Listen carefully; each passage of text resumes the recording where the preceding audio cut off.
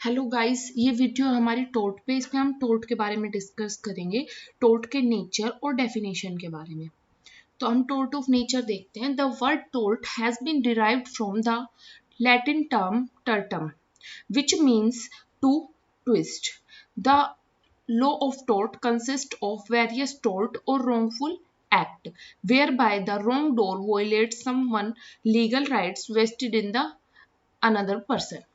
इसमें क्या कहा गया है कि जो वर्ड टोर्ट है वो लैटिन टर्म टर्टम से लिया गया है, जिसका मतलब होता है ट्विस्ट, टू ट्विस्ट। और जो लॉ ऑफ टोर्ट है उसके अंदर क्या आता है, टोर्ट्स आते हैं, अपकृत्य। टोर्ट का मतलब होता है अपकृत्य, अपकृत्य आते हैं और रॉन्गफुल एक्ट आते हैं।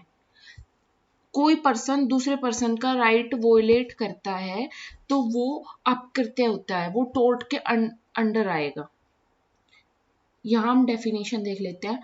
According to section 2M of the limitation act 1963, यहाँ क्या कहा गया है, tort means a civil wrong is not exclusively a breach of contract और breach of trust.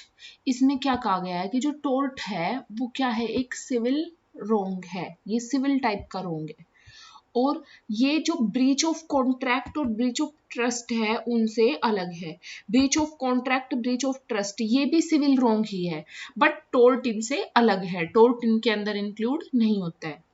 Next definition है सामंत की। इन्होंने क्या कहा, it is a civil wrong for which the remedy is a common law action for unliquidated damages and which is not exclusively the breach of contract or breach of a trust or other merely equitable obligations. इस definition में भी इन्होंने वही बात कही है, tort क्या है, सिविल रॉन्ग है और इसकी जो रेमेडी है वो common law action for unliquidated damages. इसमें जो रेमेडी है वो जो सामान्य कार्य करके, सामान्य कानूनी एक्शन लेकर अनलिक्विडेटेड डैमेजेस दिए जाते हैं। अनलिक्विडेटेड डैमेजेस मतलब कि क्षतिपूर्ति की जाती है, ऐसी क्षतिपूर्ति जो पहले से तय नहीं है, वो उस टाइम जो कंडीशन होगी उसके अकॉर्डिंग वो तय होगी, ऐसी उन्हें डैमेजेस दिए जाते हैं। और अगेन वही बात कही है कि breach of contract, breach of trust और जो ऑब्लिगेशन होती है उनसे अलग है। नेक्स्ट डेफिनेशन देखते हैं हम अकॉर्डिंग टू फ्रेशर। इन्होंने क्या कहा, it is an infringement of right of in RAM of A private individual giving a right of compensation at the suit of the injured party. इस डेफिनेशन में क्या कहा गया है कि अगर किसी इंडिविजुअल के राइट वोलेट होते हैं तो वो इंजर्ड पार्टी कंपनसेशन ले सकता है, उसे कंपनसेशन का अधिकार है। वो केस उसके ऊपर फाइल करके अदर पर्सन पे जिसने उसके राइट वोलेट किए हैं कंपनसेशन पा सकता है। तो ये जो डेफिनेशन है इनसे क्या मिला हमें, यहाँ पर क्या आइडिया मिलता है। Firstly tort is a civil wrong, secondly every tort is not a civil wrong. Every civil wrong is not a tort. There are other civil wrong also, the important of which are a breach of contract and breach of trust. इसमें क्या कहा गया है, जो tort है वो civil wrong है, जितने भी टोर्ट है वो सिविल रॉन्ग है, but every civil wrong is not a tort. मतलब कि every tort is a civil wrong but every civil wrong is not a tort, क्योंकि अदर भी सिविल रॉन्ग्स है, जैसे कि हो गया breach of contract, breach of trust, ये सिविल रॉन्ग है बट ये टोर्ट नहीं है। अब हम आगे देखते हैं। इस डेफिनेशन को हम ऐसे भी डिफाइन कर सकते हैं, tort as a civil wrong which is redressable by an action for unliquidated damages and which is other than a mere breach of contract or breach of trust.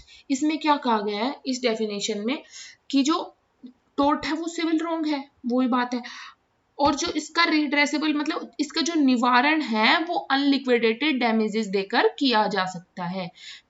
और ये जो टोर्ट है ब्रीच ऑफ कॉन्ट्रैक्ट और breach of trust से अलग है।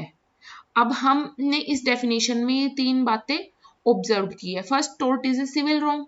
Second, the civil wrong is other than a mere breach of contract और breach of trust. और नेक्स्ट हमने किया है, this wrong is redressable by an action for unliquidated damages. अब हम इनको डिटेल में पढ़ेंगे. Tort is a civil wrong, ये हमने इस लाइन मतलब कि टोर्ट एक सिविल रॉन्ग है, वो क्रिमिनल रॉन्ग नहीं है. पढ़ते हम इसे. Tort belong to the category of civil wrong. The basic nature of civil wrong is different from a criminal wrong. In the case of civil wrong, the injured party, that is plaintiff, institutes civil proceeding against the wrongdoer, that is the defendant. In such a case, the main remedy is damages. The plaintiff is compensated by defendant for the injury caused to him by the defendant. इस paragraph में क्या कहा गया है कि जो tort है वो सिविल रॉन्ग की कैटेगरी से बिलोंग करता है और वो क्रिमिनल रॉन्ग से डिफरेंट है. जो सिविल रॉन्ग है उसमें क्या होता है, जो इंजर्ड पार्टी उसको हम क्या बोलते हैं, प्लांटिफ. और जो रॉन्गडोर है, जिसने गलती की है, अपकृत्य किया है, उसे क्या बोलते हैं हम, डिफेंडेंट. तो इसमें हम क्या देखते हैं कि जो इंजर्ड पार्टी है, प्लांटिफ है, वो प्रोसीडिंग करता है रॉन्गडोर के अगेंस्ट. और इसमें क्या होता है, जो रेमेडी होती है वो डैमेजेस होते हैं. इसमें मेन रेमेडी डैमेजेस ही है. इसमें किसी का कोई हार्म हुआ है तो उसको डैमेजेस दिए जाते हैं, उस हार्म की क्षतिपूर्ति कर दी जाती है.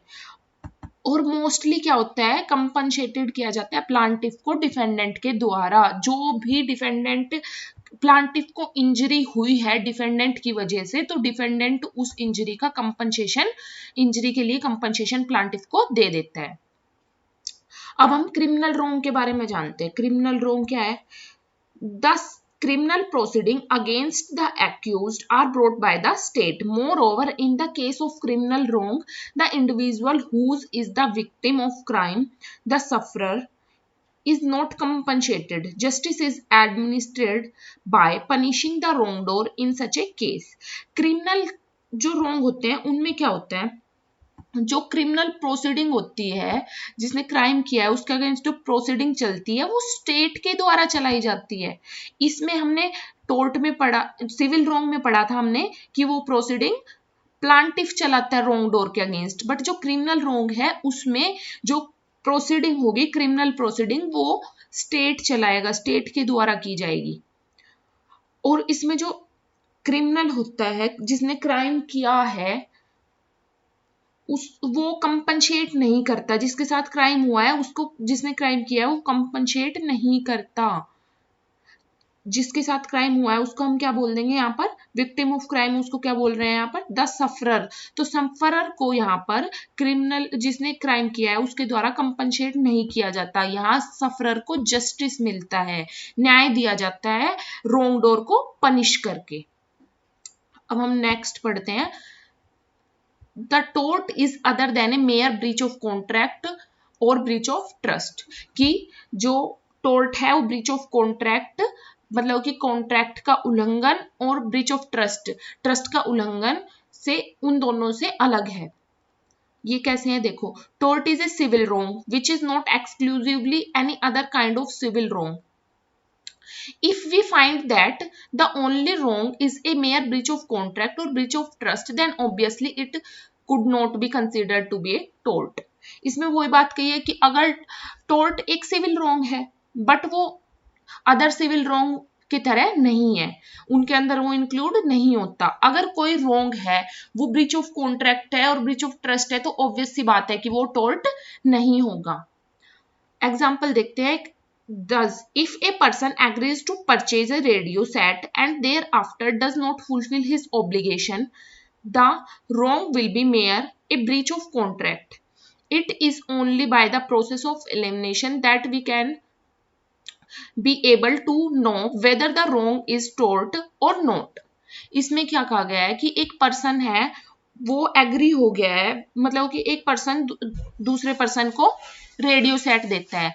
उस रेडियो सेट के बदले में कुछ ओब्लिगेशंस उसे फुलफिल करनी होती है। जैसे कि ए ने बी को रेडियो दिया तो उनके बीच में बातें हुई है कि ए रेडियो देगा तो बी उसके बदले में उसे पैसे देगा, बट बी ने पैसे नहीं दिए तो उसने उस जो उनके बीच में जो एग्रीमेंट हुआ था, उसकी कॉन्ट्रैक्ट हुआ था, उसकी जो ऑब्लिगेशन थी वो फुलफिल नहीं की। तो यहाँ पर जो रोंग हुआ है, जो जिस टाइप का सिविल रोंग हुआ है वो हुआ है ब्रीच ऑफ कॉन्ट्रैक्ट। यहाँ उनके बीच में कॉन्ट्रैक्ट बना था कि मैं तुझे रेडियो दूंगा तो बदले में पैसे देगा, ऐसा कुछ उनके बीच में कॉन्ट्रैक्ट हुआ होगा, बट वो ऑब्लिगेशन यहाँ पर फुलफिल नहीं हुई तो ये ब्रीच ऑफ कॉन्ट्रैक्ट हो गया। अब टोर्ट कैसे पता लगा सकते हैं हम ऐसे पता लगा सकते हैं कि टोर्ट है या नहीं है। First we have to see whether the wrong is civil और criminal. If it is civil it has to be further seen if it exclusively belong to another recognized category of civil wrong like breach of contract or breach of trust. If it is found that it is neither a breach of contract nor any other civil wrong, then we can say that the wrong is a tort. इसमें क्या कहा गया है, पहले जो रोंग हुआ है हम उसको चेक करेंगे कि वो सिविल रोंग है या क्रिमिनल रोंग है। अगर वो सिविल रोंग पाया जाता है फिर हम उसमें ये चेक करेंगे कि वो अदर जो रिकॉग्नाइज्ड कैटेगरी के सिविल रोंग है उनसे बिलोंग तो नहीं करता है। अगर वो उनसे, जैसे कि ब्रीच ऑफ कॉन्ट्रैक्ट हो गया, ये भी सिविल रोंग है, अगर ये इनसे बिलोंग नहीं करता है, ना ही ब्रीच ऑफ कॉन्ट्रैक्ट से ना ही ब्रीच ऑफ ट्रस्ट से, तब हम कह सकते हैं कि जो सिविल रोंग हुआ है वो टोर्ट है। अब हम यहाँ पर एक ही पॉइंट देखते हैं। It may be noted that there is a possibility that the same act may account to two or civil wrong, the one of which may be tort. इसमें क्या कहा गया है, ऐसा हो सकता है कि जो एक रोंग हुआ है, एक कोई एक्ट हुआ है, तो वो उसके अंदर दो या दो से ज्यादा सिविल रोंग्स हो गए हो। इसको हम एग्जांपल से समझते हैं इस लाइन का मीनिंग।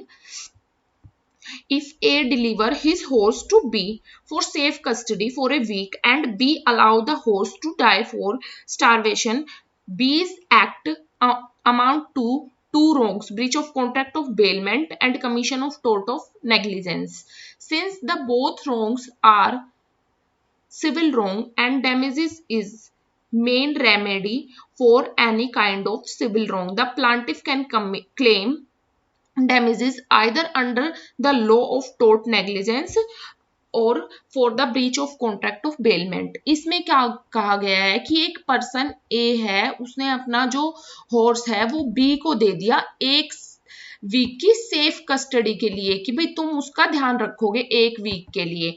बी क्या करता है, बी के पास जो हॉर्स है वो मर जाता है, भूखमरी के कारण बी के पास जो हॉर्स होता है वो मर जाता है। बी ने उसकी कस्टडी ध्यान से नहीं रखी, तो क्या होता है, बी ने क्या एक्ट किए, दो रोंग कर दिए बी ने। यहाँ पर पहला रोंग तो किया breach of contract of bailment, ठीक है, और दूसरा रोंग किया है tort commission of tort of negligence. मतलब कि यहाँ पर जो बेलमेंट होती है, जो कॉन्ट्रैक्ट ऑफ बेलमेंट है, उसका उल्लंघन किया गया है और इसके साथ साथ टोर्ट का भी नेग्लिजेंस हुआ है यहाँ पर, ठीक है।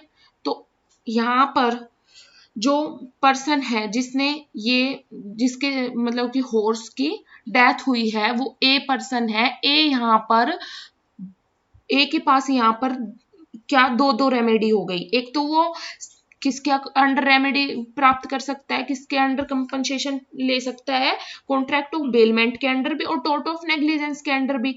बट यहाँ पर एक कंडीशन है कि जो उसे कंपनसेशन मिलेगा वो एक के ही अंडर मिल सकता है। ऐसा नहीं हो सकता कि वो एक एक्ट का दो रोंग के अंडर, दो सिविल रोंग के अंडर कंपनसेशन प्राप्त कर ले। यहां पर उसे एक का ही कंपनसेशन मिलेगा। यहां पर हम अगला पॉइंट देखते हैं हम, tort is redressable by an action of unliquidated damages. इसका मतलब है जो टोर्ट का निवारण है वो अनलिक्विडेटेड डैमेजेस देकर ही किया जा सकता है। Damages is the most important remedy of tort after the wrong has been committed. Generally, it is the money compensation which may satisfy the injured party. After the commission of wrong, it is generally not possible to undo the harm which has been already been caused. देखो यहाँ पर क्या कहा गया है कि जो damages है, क्षतिपूर्ति है, वो ही मेन रेमेडी है, वो ही सबसे इंपॉर्टेंट रेमेडी है टोर्ट की। ठीक है, अगर कोई रॉन्ग कमिटेड हो चुका है, अगर कोई सिविल रॉन्ग हो चुका है, तो उसके बदले में जनरली क्या होता है, कंपनसेशन कैसी दी जाती है, मनी कंपनसेशन। किसी का कोई रॉन्ग हुआ है, किसी की कोई हानि हुई है, उसके बदले में उसे उस हानि के पैसे दूसरी पार्टी जिसकी वजह से ये हुआ है उसे दिलवा दिए जाते हैं। ठीक है, इंजर्ड पार्टी को मनी कंपनसेशन देकर सेटिस्फाई कर दिया जाता है। After the commission of wrong, मतलब कि अगर कोई रॉन्ग हो चुका है तो ये तो पॉसिबल नहीं है कि हम उस रॉन्ग हार्म को अंडो कर दे। ठीक है, जो पहले ऑलरेडी हो चुका है, जैसे कि if for example the reputation of a person has been injured, the original position cannot be restored back. The only thing which can be done in a case is to see that what is the money equivalent to harm by way of defamation, and the sum so arrived at it asked to be paid by the defendant to the plaintiff. अगर देखो कोई harm हो गया, हम उसे दोबारा अंडो तो नहीं कर सकते जो ऑलरेडी हो चुका है। जैसे कि इसका एग्जांपल है, एक कोई पर्सन है, उसकी रेपुटेशन इंजर्ड हुई है, तो हम उसकी रेपुटेशन तो उसे वापस नहीं ला कर दे सकते, वो दोबारा सही नहीं हो सकती, बट उसको कंपनसेशन दिया जा सकता है। मतलब कि उसकी जो हार्म हुआ है उसके इक्विवेलेंट उसे पूछा जाएगा, उसके बराबर कि भाई तुम कितने पैसे में सेटिस्फाई कर जाओगे, तो उस कंडीशन के हिसाब से देखकर उसे मनी कंपनसेशन दे दिया जाता है प्लांटिफ को। अब देखो यहाँ पर damages in the case of tort are unliquidated. In fact it's this fact which enable us to distinguish tort from other civil wrong like a breach of contract or breach of trust where the damages may be liquidated। यहाँ पर क्या कहा गया है, जो tort है, tort के case में जो डैमेजेस होते हैं वो अनलिक्विडेटेड होते हैं। अनलिक्विडेटेड पहले ही बता दिया मैंने, जो कि डैमेजेस, जो भी क्षतिपूर्ति अगले पर्सन को मिलेगी जिसके साथ रोंग हुआ है, वो पहले से तय नहीं की जाती है, वो वहां पर जिस टाइप की कंडीशन बनेगी उसके अकॉर्डिंग उसको डैमेजेस दे दिए जाएंगे। अब यहाँ पर टोर्ट इसी वजह से अदर सिविल रॉन्ग से अलग है, क्योंकि जो ब्रीच ऑफ कॉन्ट्रैक्ट है, ब्रीच ऑफ ट्रस्ट है, वो भी सिविल रॉन्ग है, बट जो उनमें रेमेडी मिलती है वो लिक्विडेटेड होती है, वो ऑलरेडी कोर्ट के द्वारा तय की होती है कि अगर इस टाइप का ब्रीच ऑफ कॉन्ट्रैक्ट होता है तो पर्सन को क्या डैमेजेस मिलेंगे, क्या क्षतिपूर्ति उसकी की जाएगी, बट टोर्ट में ऐसा नहीं होता है। आज के लिए बस इतना ही। नेक्स्ट में करेंगे हम क्रिमिनल रॉन्ग और सिविल रॉन्ग के बीच के डिफरेंस, जिससे आपको टोर्ट का जो कॉन्सेप्ट है वो बिल्कुल क्लियर हो जाएगा। Thank you.